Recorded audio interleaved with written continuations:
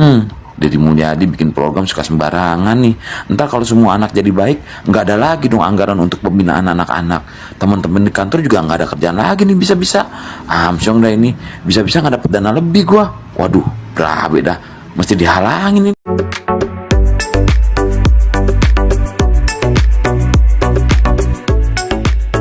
Selamat buat Pak Deddy Mulyadi atas pelantikan anak-anak yang kemarin dimasukkan ke baraknya.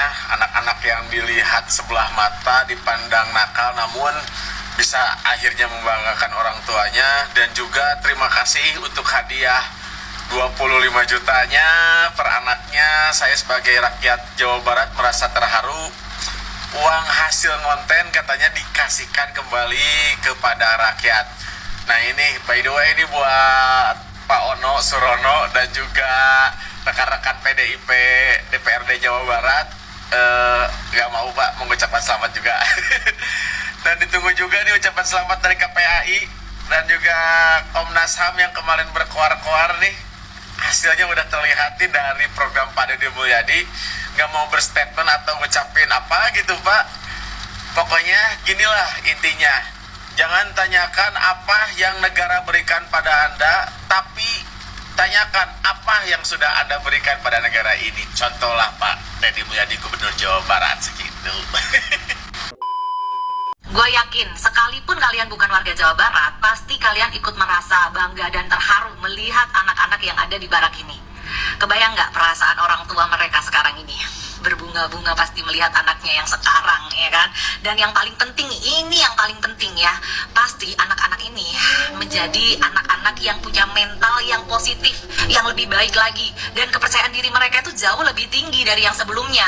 Mereka merasa bisa membuat bangga orang tuanya, bisa membuat orang tuanya itu bangga punya anak gue gitu ya. Ternyata gue bisa ya membanggakan orang tua gue gitu.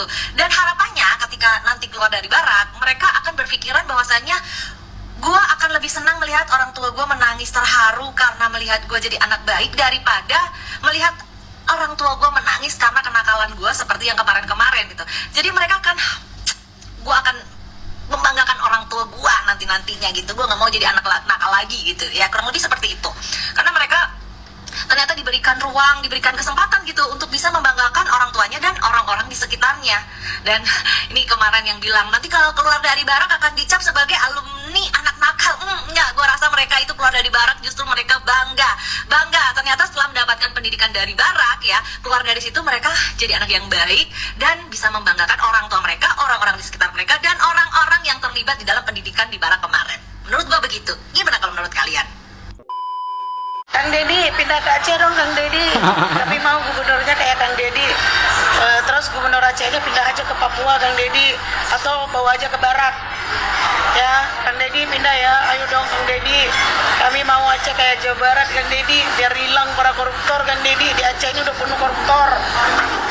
Para gubernurnya sama pemimpin daerahnya itu udah pada nggak benar Kang Deddy. Taunya korupsi aja. Ya pindah sini ya Kang Deddy ya. Tolong perbaiki Aceh Kang Deddy. Ya Kang Deddy, ayo Kang Deddy. Ditunggu nih Kang Deddy. Kapan nih? Pemilu tahun depan atau ganti aja terus sekarang Kang Deddy? Gimana? Boleh ya? Ini permintaan masyarakat Aceh nih Kang Deddy. Saya sebagai masyarakat Aceh minta diganti sama Kang Deddy jadi gubernur di Aceh. Nah, gubernur kami pindah aja ke Papua atau ganti ke mana gitu Kang Deddy, atau pindah ke barak. Ya Kang Deddy, semangat Kang Deddy, terus.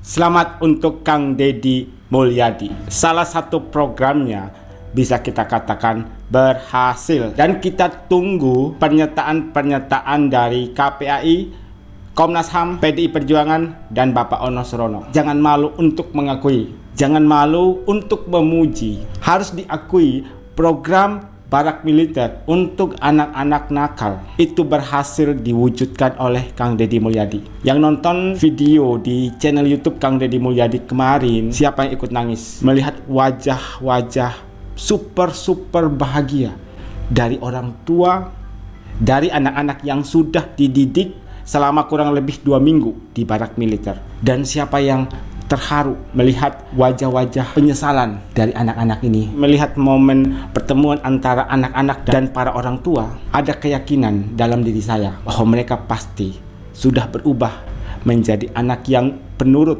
menjadi anak yang taat kepada orang tua, taat kepada agama, dan perilaku-perilaku baik yang lainnya. Berbanggalah bahwa Anda bisa berubah menjadi pribadi yang lebih baik lagi daripada sebelumnya.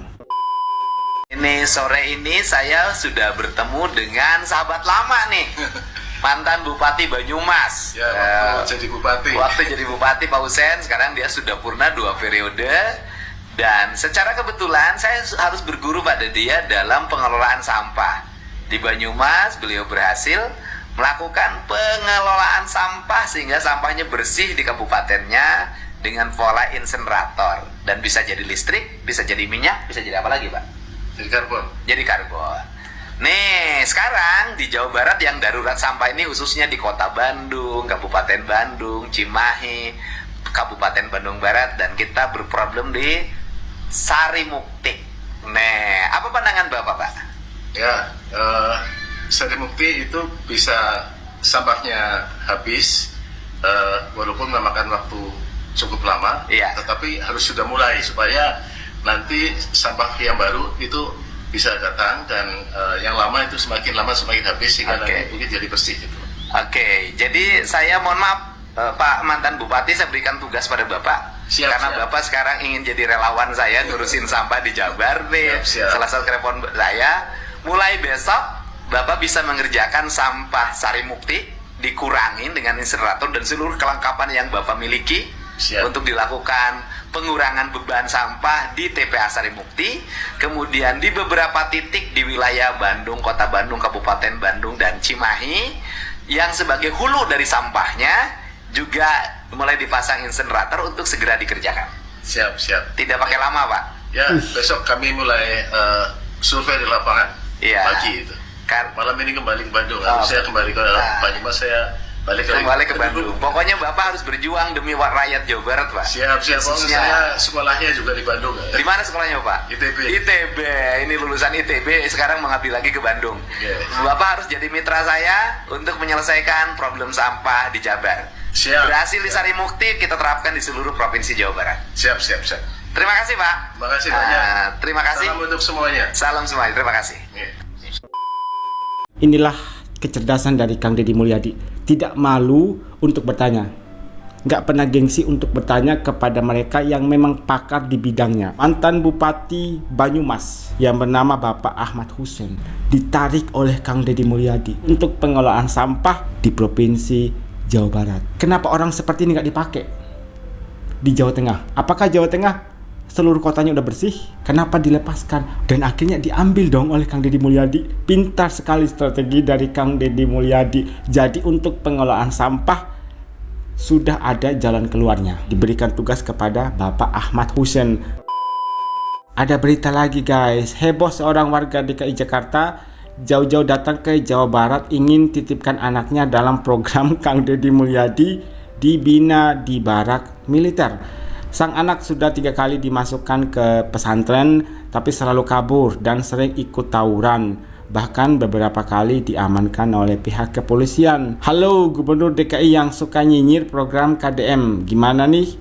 Warganya malah lebih percaya kepada program Kang Deddy Mulyadi. Apa tanggapan kalian warga Jakarta melihat salah satu dari warga Jakarta yang malah datang menghadap ke Kang Deddy Mulyadi meminta agar anaknya dimasukkan ke barak militer? Mungkin karena sudah capek, sudah lelah, sudah nyerah untuk mendidik anaknya ini, akhirnya meminta tolong kepada Kang Deddy Mulyadi. Pengamat luar sebut Indonesia kebanyakan rapat tanpa hasil nyata. Lei Chirnon, seorang HR konsultan yang telah bekerja 6 tahun di Indonesia, menilai orang Indonesia tampak sibuk, tapi sebenarnya tidak produktif karena terlalu banyak rapat. Menurutnya, budaya ini membuat isu-isu terus dibahas tanpa solusi yang jelas. Yang terakhir, pengamat dari luar negeri yang bernama Lei McKiernan, seorang HR konsultan yang telah bekerja 6 tahun lamanya di Indonesia, menilai orang Indonesia tampak sibuk tapi sebenarnya tidak produktif karena terlalu banyak rapat. Sebenarnya pesan ini ditujukan kepada mereka yang dikit-dikit rapat, gak ada eksekusinya. Akhirnya dikritik dong, tidak produktif karena terlalu banyak rapat. Berarti apa yang sudah dilakukan oleh Kang Deddy itu sudah tepat.